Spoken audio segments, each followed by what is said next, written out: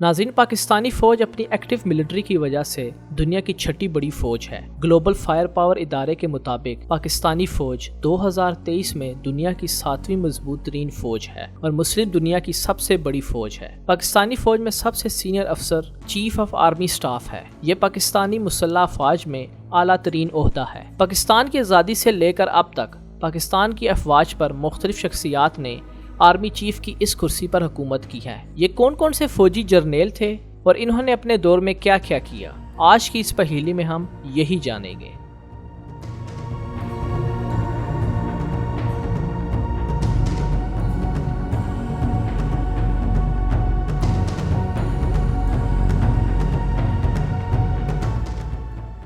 ناظرین، 14 اگست 1947 کو تقسیم ہند اور پاکستان کے بننے سے پہلے برٹش انڈین آرمی کے سینئر جرنیلوں کی اپائنٹمنٹس برٹش آرمی کی آرمی کونسل 1904 کے ذریعے کی جاتی تھی۔ سپریم ملٹری کمانڈر کی اپائنٹمنٹ کو کمانڈر ان چیف انڈیا کے نام سے جانا جاتا تھا۔ ہندوستان کے commander in chief governor general کو ڈائریکٹلی رپورٹ کرتے تھے، مگر گورنر جنرل خود بھی برٹش کے انڈر تھے۔ ناظرین، فیلڈ مارشل سر کلاڈ آچنلیک انڈیوائیڈڈ برٹش انڈین آرمی کے آخری کمانڈر ان چیف تھے۔ 14 اگست 1947 میں پاکستان کی آزادی کے بعد اس کی فوج کو رائل پاکستان آرمی کے نام سے جانا جاتا تھا۔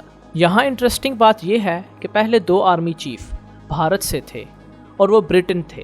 15 اگست کو برٹش انڈین آرمی کے جنرل فرینک نئے بننے والے پاکستان آرمی کے پہلے کمانڈر ان چیف بن گئے۔ ناظرین، فرینک ایک برطانوی جنرل تھے۔ انہوں نے آزادی کے فوراً بعد پاک فوج کا چارج سنبھالا اور 10 فروری 1948 تک پہلے کمانڈر ان چیف کے طور پر خدمات انجام دی۔ یہ 1 سال سے بھی کم عرصے میں اس عہدے سے ریٹائر ہوئے۔ یہ خیال کیا جاتا ہے کہ گورنر جنرل محمد علی جناح کے احکامات کے خلاف ان کی مزاحمت ان کی ریٹائرمنٹ کی بنیادی وجہ تھی۔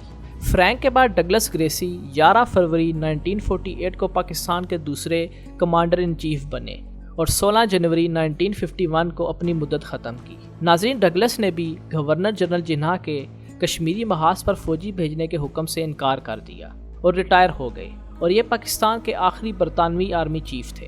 اس کے بعد ایوب خان نے ڈگلس کی جگہ لی اور جنوری 1951 کو پاکستان آرمی کے کمانڈر ان چیف کے طور پر خدمات انجام دینے والے پہلے پاکستانی بنے۔ ایوب پاکستان کے پہلے قومی 4 اسٹار جنرل اور واحد سیلف اپوائنٹڈ فیلڈ مارشل تھے۔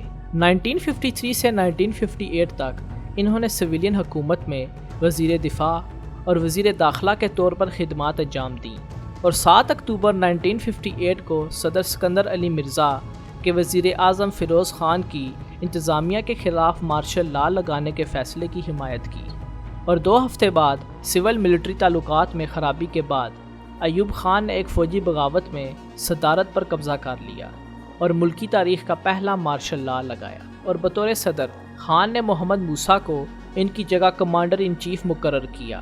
جنرل محمد موسیٰ خان پاکستان آرمی کے ایک سینئر جنرل تھے، جنہوں نے صدر ایوب خان کے دور میں 1958 سے 1966 تک پاکستان آرمی کے چوتھے کمانڈر ان چیف کے طور پر خدمات انجام دی۔ ناظرین، جنرل محمد موسیٰ خان نے پاکستان بھر میں اس وقت مقبولیت اور عوامی شہرت حاصل کی جب وہ 1965 میں ہندوستان کے ساتھ دوسری کشمیری جنگ کے دوران پاکستانی فوج کی کمان تھے۔ خان 1965 کی جنگ کے فوراً بعد ریٹائر ہو گئے اور قومی سیاست میں اپنا کریئر شروع کر دیا، جس کے بعد ایوب نے انہیں مغربی پاکستان کے گورنر کے طور پر تعینات کیا۔ اس عہدے پر وہ 1966 سے 1969 تک رہے، اور پھر 1985 میں انہیں بلوچستان کا گورنر مقرر کیا گیا، اور 1991 میں اپنی موت تک یہ اس عہدے پر فائز رہے۔ ایوب نے 1966 میں یاحییٰ کو کمانڈر ان چیف مقرر کیا اور انہیں 1969 میں صدارت سنبھالنے کی دعوت دی۔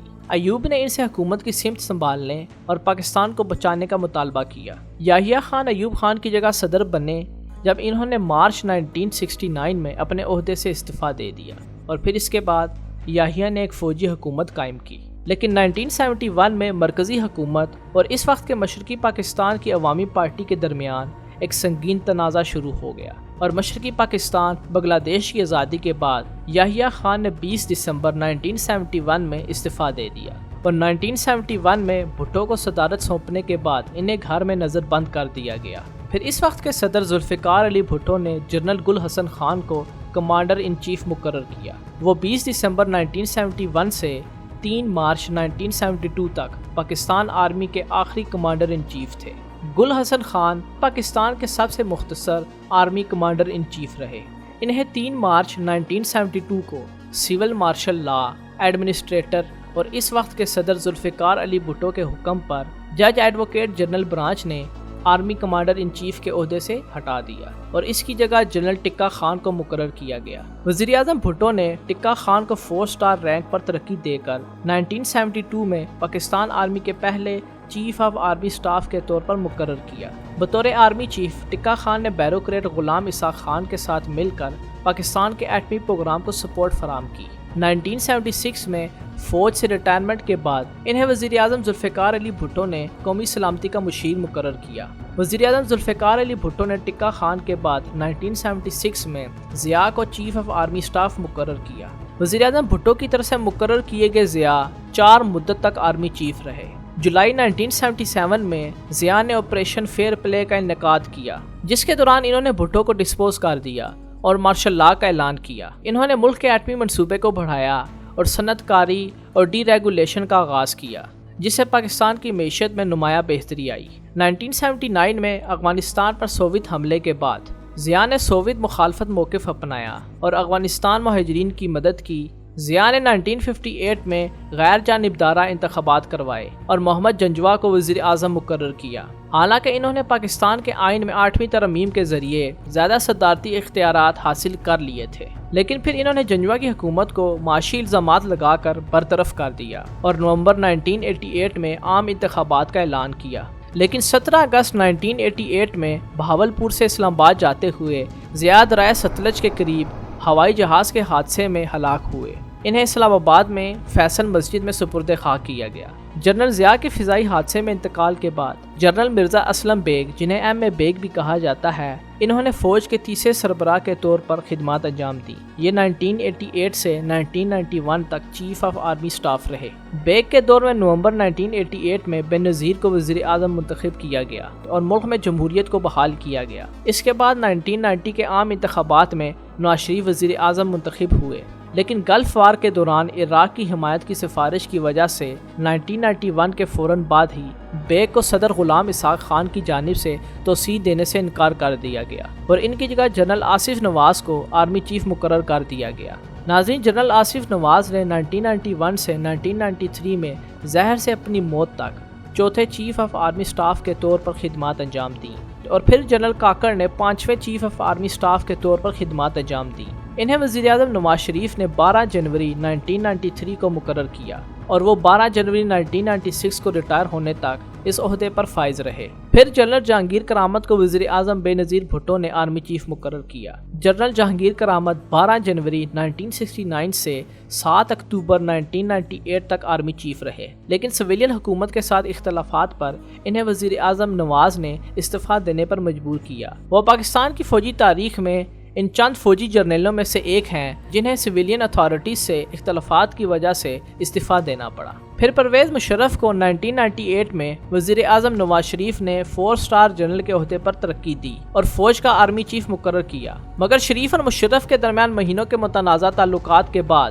شریف نے مشرف کو فوج کے سربراہ کے طور پر ہٹانے کی ناکام کوشش کی اور فوج نے جوابی کارروائی کی اور 2001 میں مشرف پاکستان کے صدر بن گئے۔ مشرف 2007 میں ریٹائر ہونے تک آرمی چیف رہے۔ ناظرین، اس کے بعد جنرل اشفاق پرویز کی اپائنٹمنٹ 29 نومبر 2007 کو پرویز مشرف کے فوجی سروس سے ریٹائر ہونے کے بعد کی گئی اور 29 نومبر 2013 تک یہ اس عہدے پر فائز رہے۔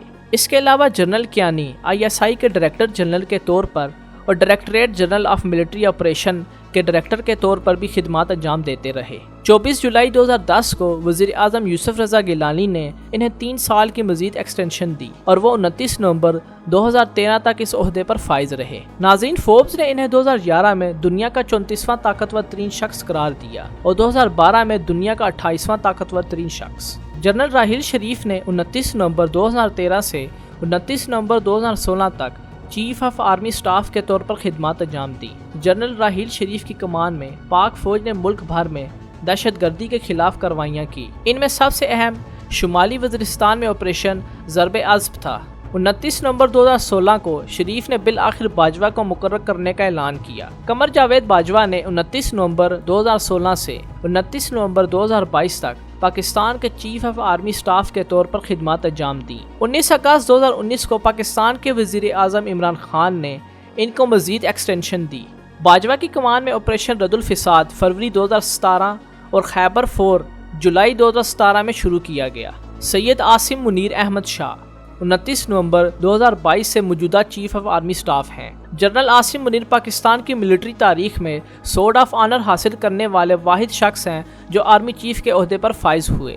इसके अलावा वो पाकिस्तान की तारीख में वाहिद आर्मी चीफ हैं जो इससे कबल पाकिस्तान की दोनों अहम मिलिट्री इंटेलिजेंस एजेंसियों यानी ISI और मिलिट्री इंटेलिजेंस एजेंसी के सरबराह रह चुके हैं। जनरल आसिम मुनीर पाकिस्तानी फौज के पहले क्वार्टर मास्टर जनरल हैं जिन्हें आर्मी चीफ के ओहदे पर तरक्की दी गई, और जनरल आसिम मुनीर पहले आर्मी चीफ हैं जिनका ताल्लुक PMA से नहीं बल्कि OTS मंगला से है। उम्मीद करता हूँ कि आपको ये वीडियो पसंद आई होगी।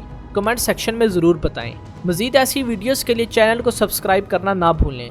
शुक्रिया।